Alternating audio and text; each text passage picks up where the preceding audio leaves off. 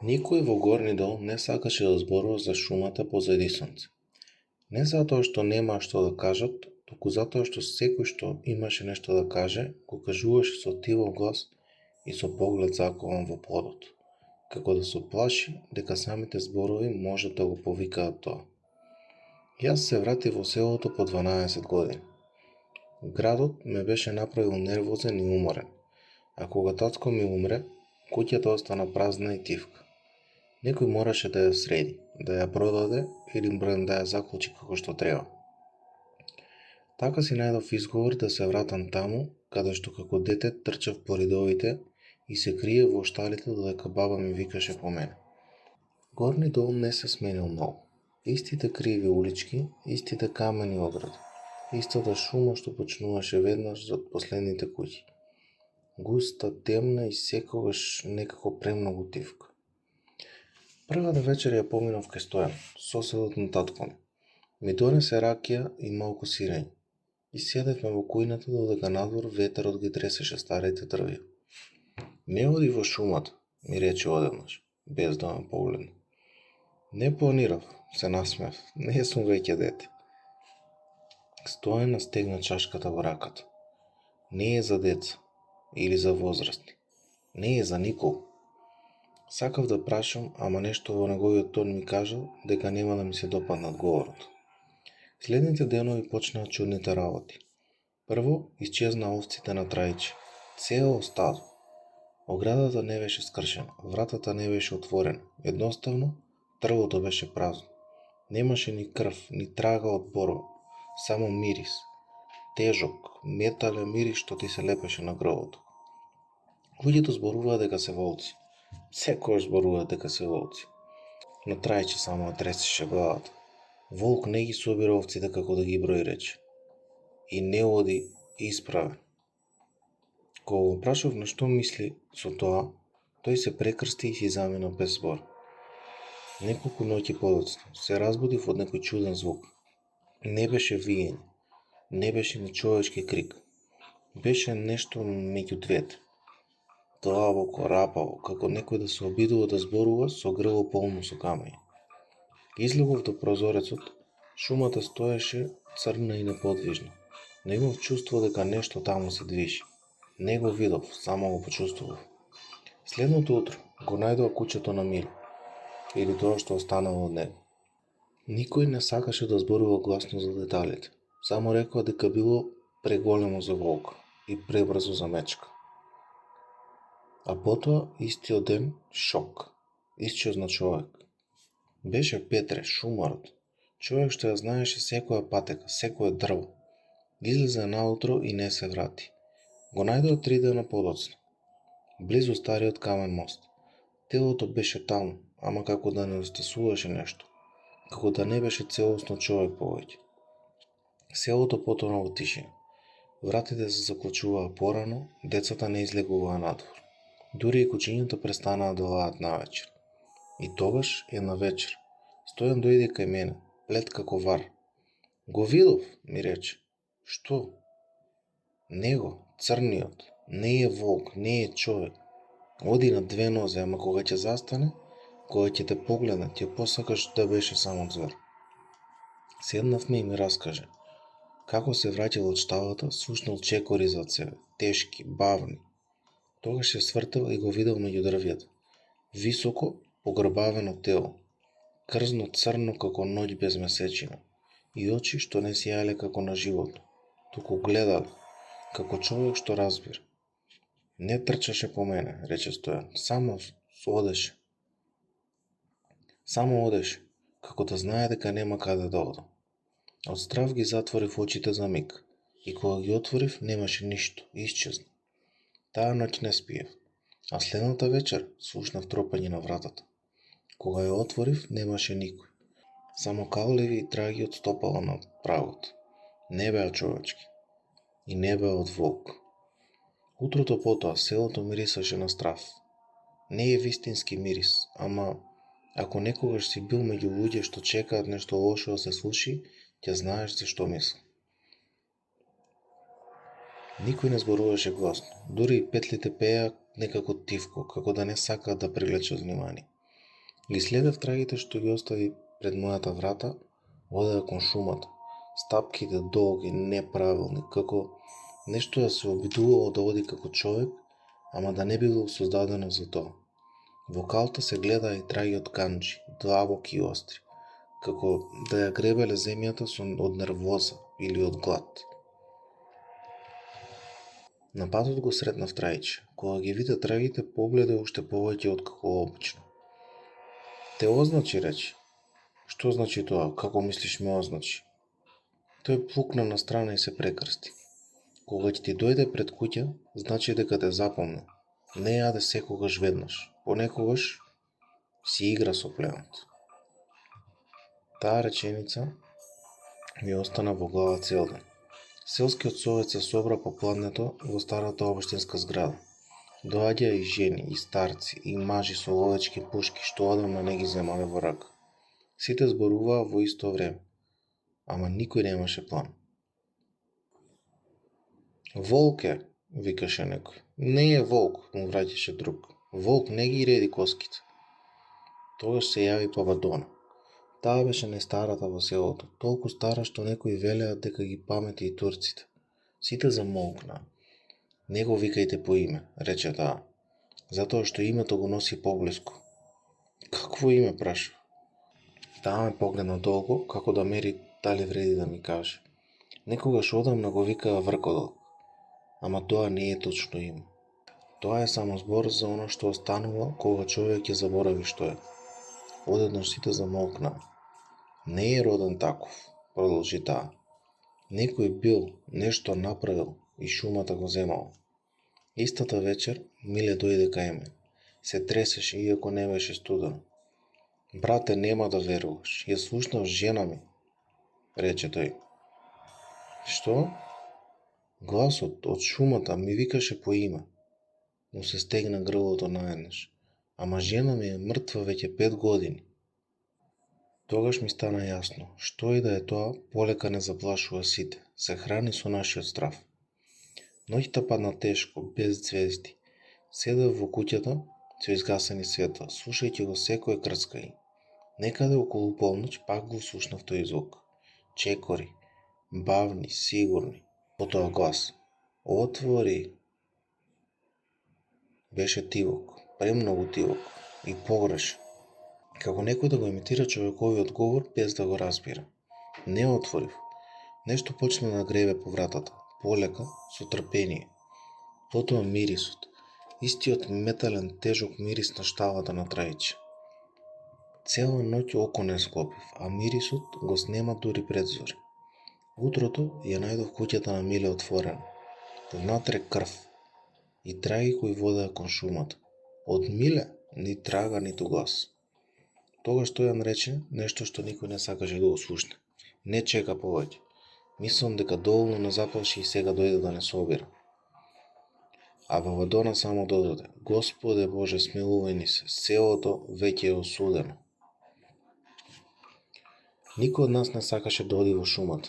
Тоа не беше оно обично не сакам. Тоа беше страв што ти се лепи на коските и ти шепоти дека таму нешто знае дека доаѓаш. А сепак, кога исчезна и Миле, веќе немаше избор. Ако само седевме и чекавме, ќе не земаше еден по еден, како овците на Трајче. Се собравме 6 јас, Стојан, Трајче, двајца овци од соседното тело и младиот Дејан, разочаран велејќи дека нема што да изгуби откако му го најдува братучевот кај мостот. Бабадона ни даде нешто пред да тргнеме.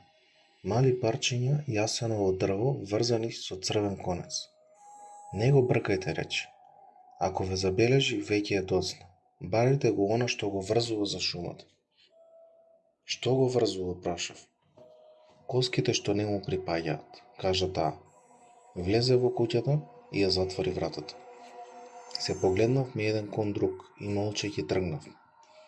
Шумата внатре беше поинаква, не потемно, туку потивка. Како да влеговме во место каде што звукот е нешто што не е дозволено. Дури и нашите чекори звучеа пригушено, како да газиме по мека трева. По 1 час одење најдовме први траги. Остатоци од облека, парче кошуа, крвава марава и коски. Не расфрлани, туку уредно наредени, како некој да се обидувал да направи нешто од нив. Тој не јаде се наеднаш, прошепоти Дејан. Ги чувал. Подлабоко во шумата мирисот стана посилен. Исто оној тежок метален мирис. И тогаш го слушнав. Чекори. Не трчање, не шушкање, само одење. Тешко, бавно, сигурно. Како некој што знае дека нема потреба да брза. Се скривме за дрвјата и го видов. Беше повисоко од секој човек што сум го видел. Телото му беше како на волк, ама искривено, премногу долго. Одеше на две нозе, со грб малку свиткан, а предните шепи завршуваа со канџи што гребеа по кората на дрвјето додека минуваше. Главата му беше волчја, ама очите беа човечки. И не беа празни. Гледа, бара, препознава. Срцето ми чукаше толку силно што бев сигурен дека ќе не издаде. Трајче случајно згазна на сува гранка. Звукот беше гласен, како покотница во таа тишина. Нештото застана. Полека, премногу полека ја сврте главата кон нас. И тогаш се исправи уште повеќе. Како да сакаше да покаже колку е високо, колку е сигурно. Не извика, не пушти никако гас. Само мирисот стана посилен. Стоја ми прошепоти. Не мрдај. Но Дејан од страв не издржа. Ја исправи пушката и пукна. Куршумот го погоди во рамото. Нештото се затетера еден чекор и потоа се насмеа. Секолном се насмеа. Звукот беше мешавина од држање и човечки здив.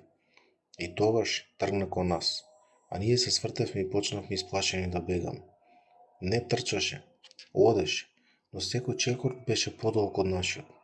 Се разделивме, бегав без да гледам наназад, гранките ме удираа по лице, а зад мене ги слушав чекорите, секогаш исти, секогаш близу.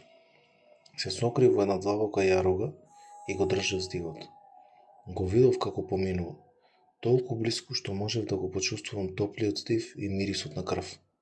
Застана, се наведна малку и со глас што звучеше како лоша копија на човечки прошепоти. Знам дека си тука. А потоа ја исправи главата и продолжи да оди подалеку од мене. Не ме најде. Или намерно не сакаше. Потоа тргнавме назад, но кога се вративме во селото, бевме четворица. Од Дејан ништо. Од еден од ловците само пушката свиткана како играчка. Селото не пречека како да се враќаме од погреб. Никој не поставуваше прашање. Лицата ни беа доволен одговор. Баба Дона седеше пред куќата и не чекаше, како да знаеше точно колку мина ќе се вратиме. Ве пушти, рече таа. Тоа е полошо отколку да ве бркаше до крај. Стојан ја погледна со црвени очи. Што е тоа, бабо? Кажи ни конечно.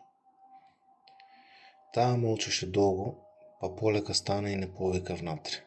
Мирисаше на суви тревки и чат од старо дрво. Ова не е звер, почна таа. И не е дух. Ова е остаток од човек што направил договор со шумата. А шумата секогаш си го зима своето. Ми раскажа приказна што не ја има слушнато до тогаш. Пред повеќе од 100 години во Горни Дол живеел човек по име Јован. Бил ловец. Малку е да се рече дека бил добар ловец. Бил најдобар. Знаел да следи трага по камен, да убие без звук, да преживее каде што сите други умирале. Но бил и алчен. И кога дошол голема глад, додека другите делеле последно парче леб, тој почнал да оди подлабоко во шумата и да се враќа секогаш со месо. Никој не прашува од каде, се додека не почнале да исчезнуваат луѓе. Кога неколку од селото се посомневале и тргнале по него, го нашле кај едно старо, заборавено светилиште меѓу дрвјата. Околу него коски, животински и човечки. Луѓето згрозени истрчале и го прашале што прави и дали е нормален, а тој само смирено одговори. Рекол дека шумата му дава сила. Рекол дека му дава очи што гледаат во темницата и нозе што не се уморуваат. А за возбрат тој дал име и крв. Исплашени за своите и за животите на нивните блиски, селаните сакале да го убијат, ама не успеале. Знаејќи дека доколку го сторат тоа, нема да бидат ништо поразлични од него. Тој не бил веќе цел човек и не бил цел звер. Решиле да го врзат на некое место кое само тие го знаеле и мислеле дека е крај. Стојан тогаш проголта тешко. Ама нешто го ослободило? Баба Дона климна со главата. Времето, заборавот, кога последниот што знаел каде е врзан умрел, јазовот се олабавал. Ми стана јасно зошто ме гледа чудно уште од почетокот. Татко ми знаел, нели? Прашав. Таа ме погледна право во очи. Твојот татко беше последниот чувар на местото. Се почувствував како некој да ми ја затресе земјата под нос. Затоа се врати, таа рече тивко. Не ти, тој те врати. Таа вечер најдов нешто во старата куќа на татко ми, под една лабава даска, тетрадка, полна со цртежи на истото суштество, со карти на шумата, со белешки што завршуваа со реченица од која ми се стегна стомакот. Ако јас паднам, тој ќе почне да брои поново. Надвор, во далечината пак се слушна завивање. Овој пат звучеше уште пострашно. Никој не спиеше и таа ноќ. Селото беше осветлено како за празник. Луѓето седаа за прозорци, со свеќи и пушки што повеќе им служеа како утеха отколку како оружје. Секој шум звучеше како чекор, секој здив како да некој друг го дише со тебе. Јас ја читав тетратката на татко ми до зори. Имаше мапи на шумата, стари и нови, со истото место обележено со црвен круг. Имаше белешки за јазовот, за камењата што биле наредени во друг, за старото светилиште што веќе никој не го паметел, и имаше реченици што не сакав да ги прочитам, ама морав. Тоа не може да се убие, само може повторно да се врзе, а врзувањето бара чувар. Разбрав зошто татко ми никогаш не сакаше да зборува за шумата. Наутро, Стојан и Трајче дојдоа кај мене. Лицата им беа сиви, како пепел. А знаеш каде треба да одиме, нели? Рече Стојан. Климна со главата. Тргнавме само тројца. Не затоа што бевме храбри, туку затоа што другите веќе немаа сили или вера. Патеката што ја следевме не постоеше на ниту една нова мапа. Беше како стара лузна низ шумата, тесна, обрасната, ама се уште таму. Колку подлабоко одевме, толку повеќе има чувство дека не ние ја наоѓаме патеката, туку таа нас не води. Стигнавме до местото предпладне. Круг од камења, полузаринат во земја. Во средината старо дрво, суво, мртво, расцепено однатре, како да нешто некогаш излегло од него. Воздухот таму беше тежок. Мирисот, истиот метален, слаб, ама присутен. Тука било, прошепоти Трајче. Извадив од ранецот нешто што го најдов дома. Стар нож на татко ми, со истиот знак што го имаше на неколку страници во тетратката. Изрезбано дрво во круг. Што пишуваше, праша Стојан. Дека мора да се врати името, реков. И крвта. И тогаш го слушнав. Чекори. Не за нас, околу нас. Шумата не беше тивка повеќе. Крцкаше, дишеше. Нешто големо се движеше меѓу дрвјата, без да се крие. Не најде, рече Трајче. И тогаш излезе. Поблиску отколку последниот пат. Поголемо отколку што го паметев. Очите му се задржаа на мене предолго. И се насмевна. Чуварот се врати, рече, со оној исти искривен глас. А без него беше толку празно. Крвта ми се заледи. Ти си Јован, реков. Главата му се накриви, како да пробува да се сети како било да се биде човек. Тоа име одамна не сум го носел, ама шумата го памети.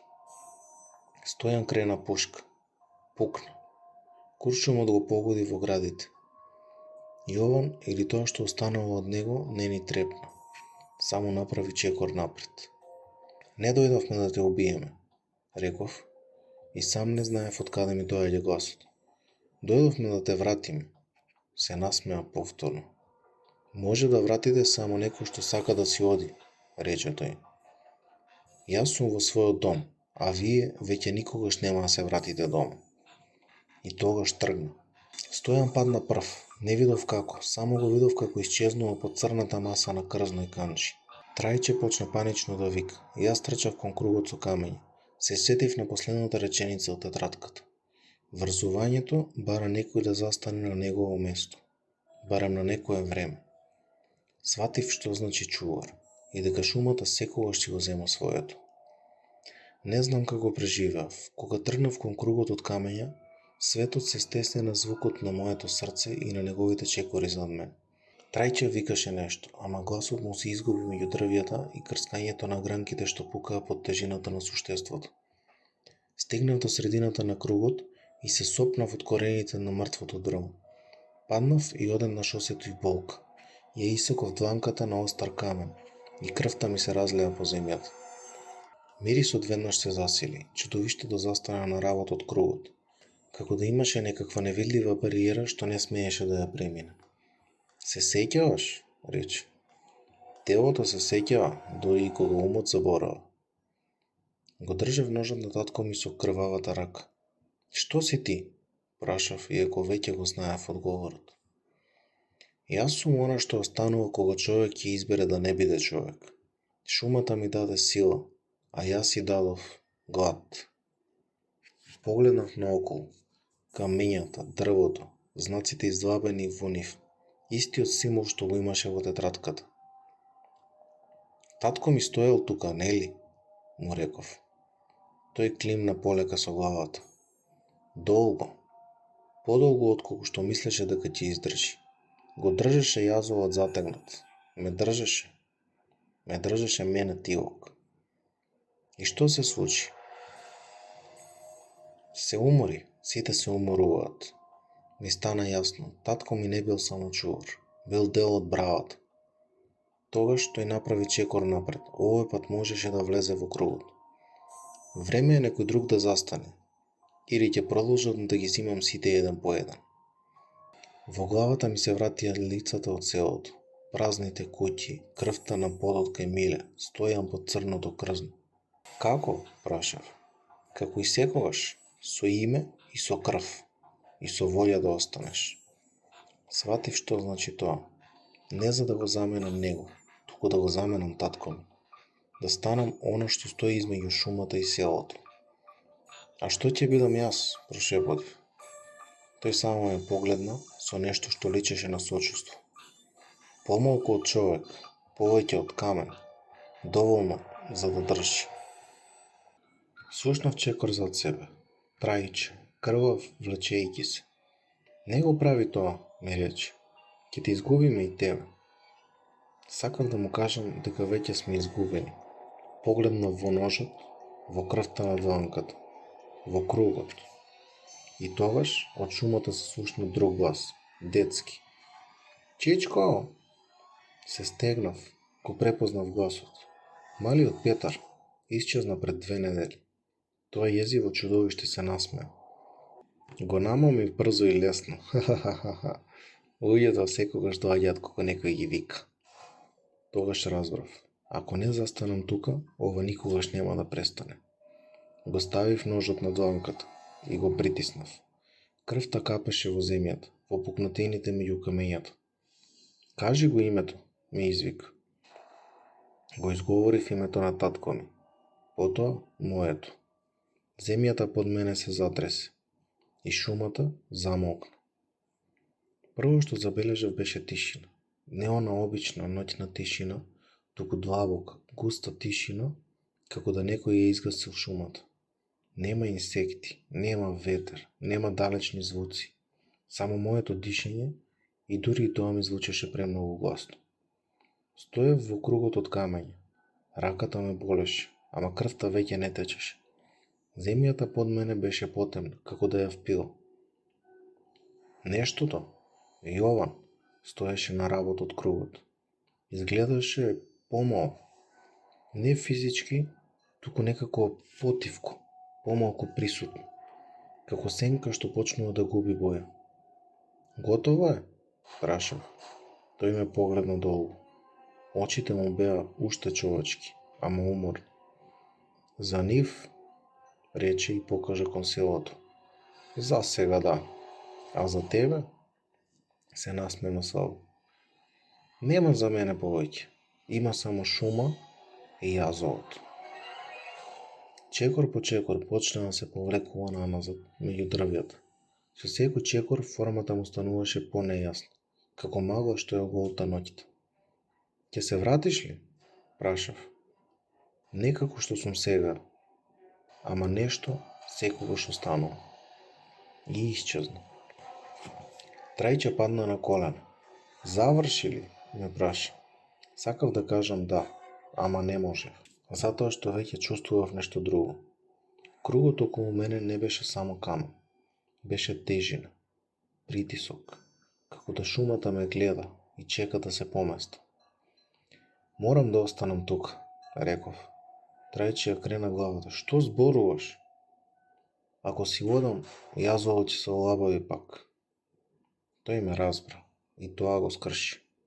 Ме остави таму, не затоа што сакаше, туку затоа што мораше. Деновите поминува, или ноќите. Времето тука беше чудно. Понекогаш ќе го слушнев селото во далечината, понекогаш ништо. Не стареев, ама и не бев ист. Шумата почна да ми зборува. Не со зборови, со чувства, со слики, со спомени што не беа мои.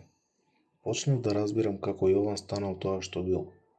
И зошто татко ми никогаш не се вратил целосно од тука. Понекогаш некој ќе дојдеше до работ на кругот. Дете што се изгубило, ловец што тргнал предалеку. Ќе ги вратев назад, без да зборувам многу. И секогаш, од длабочината на шумата ќе го почувствував гладот. Не мојот, неговиот. И ќе стоев посилно, затоа што знаев, ако јас се поместам, нешто друго пак ќе почне да оди исправено меѓу дрвјата. Горни дол повторно имаше деца што трчаат по улиците. Не многу, ама доволно за да се слушне смеа попладне и доволно за старите да седат пред куќите и да се преправат дека не гледаат во шумата секој пат кога сонцето ќе почне да паѓа. Новите луѓе што ќе се доселеа секогаш велеа дека селото е чудно тивко. Старите само ќе климнеа и ќе сменеа тема. За шумата не се зборуваше.